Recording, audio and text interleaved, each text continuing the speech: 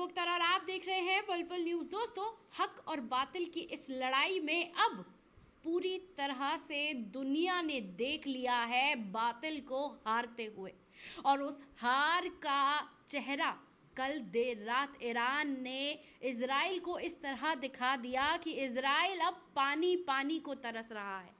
और तो और आप कहेंगे कि अब तो इजराइल और खूंखार हो जाएगा, तो सच्चाई ये है दोस्तों, जिस तरह से 500 ड्रोन ईरान ने पूरी तरह से दाग कर इस बात को पुख्ता कर दिया कि हक और बातिल की इस लड़ाई में इजराइल अब घुटनों पर आ चुका है।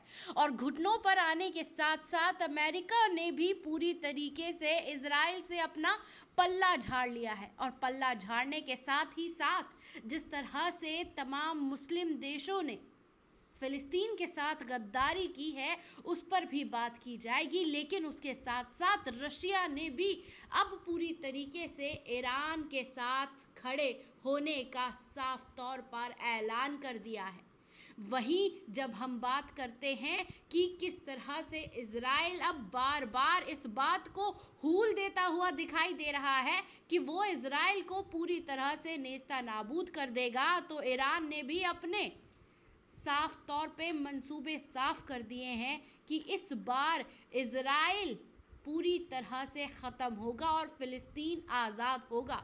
और आज सोशल मीडिया पे हर कोई बस यही कहता, लिखता, वीडियो बनाता नज़र आया कि अब फ़िलिस्तीन आज़ाद होने वाला है। और आज़ाद होने से पहले वाली ईद का जश्न हर कोई सोशल मीडिया पर मनाता हुआ दिखाई दिया। दोस्तों, हमारे साथ मौजूद हैं पल पल न्यूज़ के एडिटर, जो लगातार 6 महीने से हक और बातिल की इस लड़ाई का एक एक पहलू आपके सामने रख रहे हैं, जिनसे हम जानने की कोशिश करेंगे कि ईरान ने जिस तरह से इजराइल को घुटनों पर ला दिया उसके क्या मायने हैं, और हक और बातिल की इस लड़ाई में जिस तरह से फ़िलिस्तीन की आज़ादी का सपना हर एक मुसलमान देख रहा है, उसके कितना करीब पहुंचा है।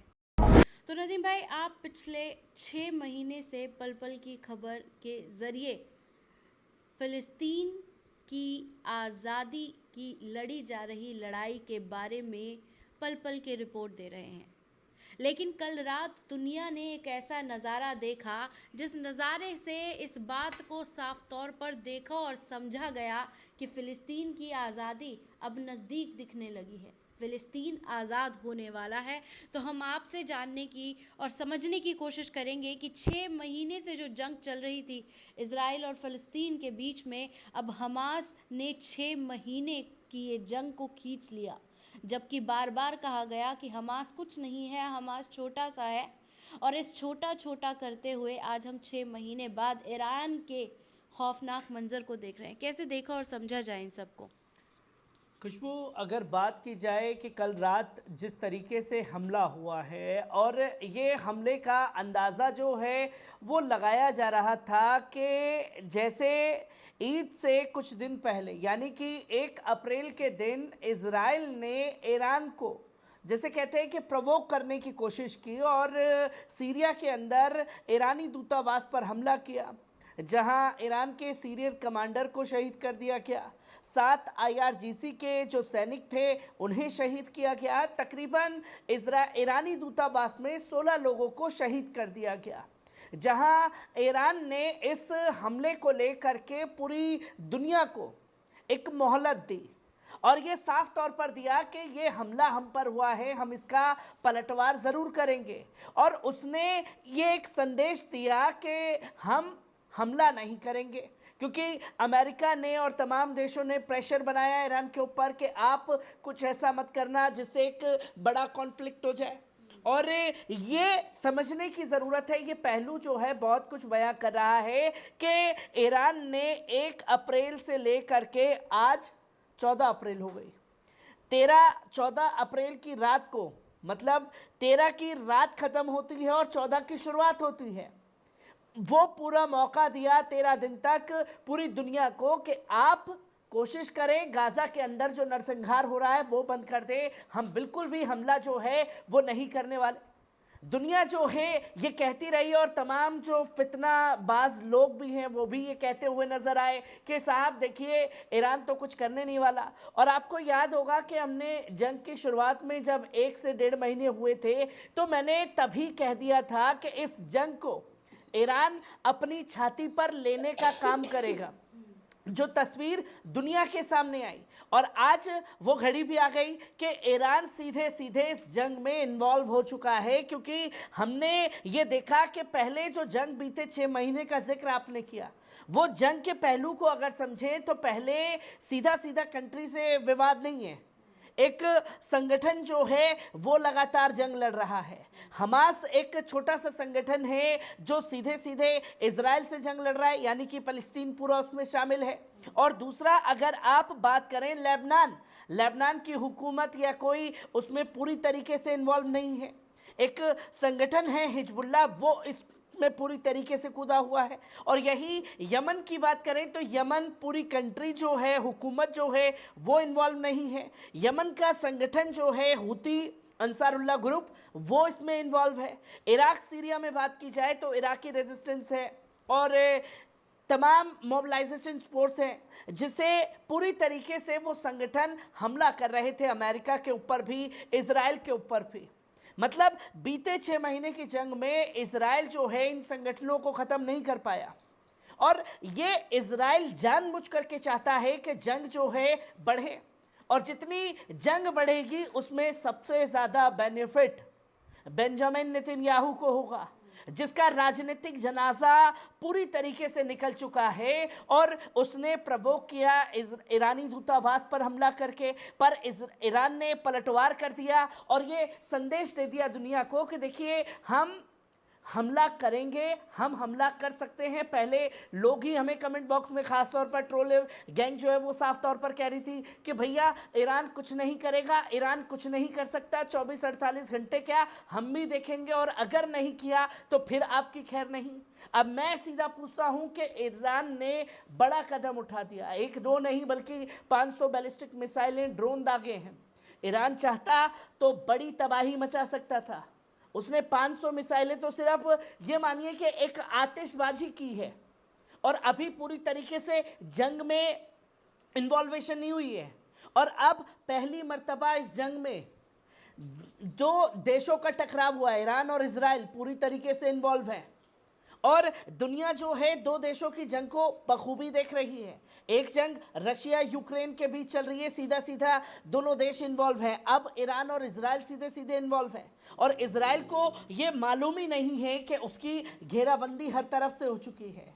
कुछ अंधभक्त यहाँ पर लिख जरूर रहे हैं तस्वीर डाल करके, ईरान नाम तो याद ही होगा बेंजामिन नेतन्याहू, पर बेंजामिन नेतन्याहू ने कभी सपने में नहीं सोचा था कि इस तरीके का रिएक्शन खास तौर पर ईरान का देखने को मिलेगा। नदीम भाई, आपने तो साफ तौर पर बता दिया कि बैलिस्टिक मिसाइलें दागी गई, अपने सबसे ख़तरनाक जो उनके पास ड्रोन थे, पूरे के पूरे मिसाइलें थी, वो दाग दी गई। लेकिन उसकी संख्या 1-2 नहीं 500 है। ये अपने आप में जो तस्वीरें दिखाई दी जेरूशलम के ऊपर से जाते, जो हमने रॉकेट्स देखे, वो अपने आप में उस खौफनाक मंज़र का मुजाहिरा है। हम सब ने देखा, पूरी दुनिया ने देखा, पूरी दुनिया ने इसे 3rd वर्ल्ड वॉर की शुरुआत कहा। मेरा सवाल आपसे ये है कि कितना नुकसान हुआ, या ये कहें कि ताकतवर ईरान ने इजराइल में घुसकर नुकसान कितना किया, क्योंकि इजराइल ने तो स्टेटमेंट देके कह दिया है कि हमारा तो वही एक शायद बच्चा मरा है या फिर छोटा मोटा ही नुकसान हुआ है। कितना कुछ नुकसान हुआ है वहाँ पर। खुशबू, अगर इसमें बात की जाए तो कितना नुकसान हुआ है, इसमें ईरान ने किसी की हत्या नहीं की है, कोई इसमें मारा नहीं गया है, क्योंकि ये दावा इजराइल डिफेंस फोर्स कर रहा है और ये वही इजराइल डिफेंस फोर्स है जिसके 50 सैनिक एक बार में मरते हैं तो कहता है हमारे 1 मरे हैं या 2 मरे हैं। पर इजराइल जो है कभी भी अपने हमले को दुनिया के सामने सर्कुलेट नहीं करता। वो ये बता रहा है कि भैया 500 मिसाइलों की संख्या उसने बताई, 200 मिसाइलें, जो मैं सुबह अपडेट देख रहा था। इजराइल जो टाइम्स ऑफ इजराइल है वो साफ तौर पर कहता है 200 मिसाइलें जो हैं वो दागी गई। 200 मिसाइलों की संख्या अभी कुछ देर पहले वही times of Israel defence force के दावे को छापता है कि 300 मिसाइलें जो हैं हवा में मार गिराई। एक तरफ सुबह आप कहते हो कि 200 मिसाइलें ड्रोन जो दागे गए थे वो हैं, और अब हमने 300 मार गिराए हैं। मतलब काउंटिंग जो है वो पूरी नहीं हो पाई है। फिर अपनी शेखी बघारने के लिए इजराइल डिफेंस फोर्स कहता है कि हमने 10,000 मिसाइलें जो हैं 7 अक्टूबर के बाद से अब तक जो है मार गिराई हैं। पर नुकसान कितना हुआ, कितनी सटीक निशाने पर गिरी? क्योंकि आज के हमले में जो खास तौर पर देखने को मिला कि आयरन डोम पूरी तरीके से फेल हुआ, जहां इजराइल डिफेंस फोर्स जो हेडक्वार्टर है उसे निशाना बनाया गया, वहां पर क्षति हुई है। कई जगह पर तेल अवीव में मिसाइलें गिरी हैं, और कई जगह पर जो है लोग भगदड़ में थे बंकर में छुपने के लिए। और जब आधी रात को इजराइल में लोग निश्चिंत थे कि भाई कुछ नहीं होगा, वो भी चीख पुकार करते हुए नजर आए। शायद उन लोगों को अब उस दर्द का एहसास हुआ हो जो बीते 6 महीनों से वो फिलिस्तीन के साथ में कर रहा है। 40,000 से ज़्यादा बच्चियों को शहीद कर चुका है, माओ बहनों को शहीद कर चुका है, हमारे भाइयों को शहीद कर चुका है। इस तस्वीर को, पहलू को एक याद दिला दी है कि भाई अगर आप हमला कर सकते हैं तो हम भी आपको छोड़ने वाले बिल्कुल नहीं हैं। जैसे कि आपने ये कहा कि वर्ल्ड वॉर 3 की जो अंदेशा है वो लोगों को लग रहा है, क्योंकि यहाँ अमेरिका की नीति के ऊपर डिपेंड करेगा कि ये वर्ल्ड वॉर 3 जाता है या नहीं जाता है। क्योंकि इजराइल तमाम देशों से भीख मांग रहा है मदद की, और वो मदद की भीख ये नहीं है कि भैया मेरे पर हमला हुआ, ये तो आतंकी घटना है। तमाम देशों के पास जिसने इनसे मदद मांगी तो बोले भाई आप ही ने शुरुआत की थी, अब उसने हमला किया है तो हम एक काम कर सकते हैं कि आपके ऊपर जो हमला हो रहा है हम उस मिसाइल ड्रोन को रोकने का काम करेंगे। तो बोले आप इतना कर रहे हैं तो एक काम और कीजिए कि हमें सपोर्ट दीजिए कि हम ईरान के ऊपर पलटवार कर सकें। अब ईरान के ऊपर पलटवार करने से अमेरिका भी कतरा रहा है, ब्रिटेन फ्रांस भी कतरा रहा है, कनाडा भी कतरा रहा है, जो साफ तौर पर कह रहे हैं कि हम सिर्फ बचाव करेंगे, इसमें पलटवार में हम आपका साथ बिल्कुल नहीं देने वाले।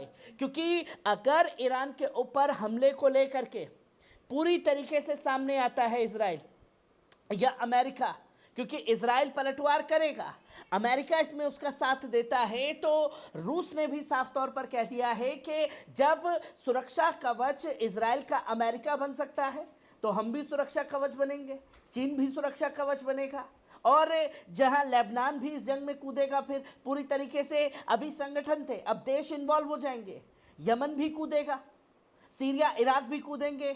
जॉर्डन जो है वो पहले से ही गद्दारी कर चुका है, उसने साफ तौर पर दिखा दिया कि भाई हम इजराइल का कुछ बाल भी बाका नहीं होने देंगे, और सऊदी अरब ने भी यही तस्वीर जो है दुनिया के सामने पेश की है। पर अब संकेत मिल रहा है कि वर्ल्ड वॉर 3 छिड़ सकता है, और इस बार की जंग बिल्कुल अलग रहेगी, क्योंकि पहले कभी जंग छिड़ती थी तो दुनिया रुक जाती थी, पर दुनिया चलती रहेगी। ये जंग का असर, क्योंकि बीते 4.5 साल से जंग चल रही है रशिया यूक्रेन के बीच में, हम वो तस्वीरों को नहीं भूल सकते। ये तमाम चीज़ें जो हैं लोगों के सामने हैं, जिसे समझने की ज़रूरत है कि वर्ल्ड वॉर 3 के संकेत साफ तौर पर मिल गए हैं, और अब ये चीज़ डिपेंड करती है अमेरिका और इजराइल के ऊपर कि अमेरिका अगर कूदता है तो जो अमेरिका के दुश्मन देश हैं वो भी एक साथ आएंगे। फिर नदीम भाई, इसी सब के बीच में अमेरिका का डर दिख रहा है, और वो डर दिखाता है कि वो जिस तरह से इजराइल का इस्तेमाल करके हूल दे रहा था ईरान को, लेकिन ईरान ने एक ही हमले से इस बात को क्लियर कर दिया है कि बाप बाप होता है। लेकिन अमेरिका के डर को कैसे देखा और समझा जा सकता है? खुशबू, अमेरिका का डर ये है कि सबसे पहली बात तो अमेरिका में चुनाव होने हैं, और अमेरिका पूरी तरीके से नाकाम साबित हो चुका है। उसे भी ये समझ में आ चुका है कि जिसका मैंने साथ दिया, अब ये जंग जो है उसी के गले की फांस बन चुकी है।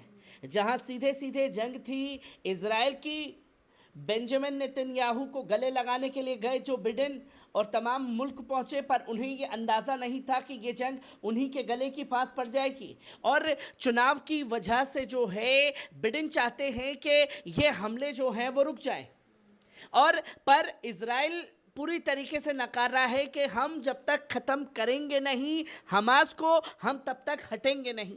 और 6 महीने से जंग चल रही है, वही कसम जो है वो हिजबुल्लाह के लिए खा रहा है, वही कसम जो है वो यमन के लिए खा रहा है। पर इजराइल जो है यमन के ऊपर हमले नहीं कर रहा, वहाँ पर अमेरिका और ये तमाम चीज़ें, क्योंकि आपने देखा होगा कि बड़ी कॉन्फ्लिक्ट जब छिड़ी है तो यमन की तरफ से हमले कम हो गए हैं। ठीक है, यमन शांत बैठा है, यमन ये नहीं कि बिल्कुल शांत बैठ गया है। गतिविधि पर नज़र है कि जब जो आदेश ईरान के जो सुप्रीम लीडर हैं आयतुल्लाह अली खमेनी साहब की तरफ से, अब पूरी जो गेंद के पाले हैं वो उनके हाथ में हैं।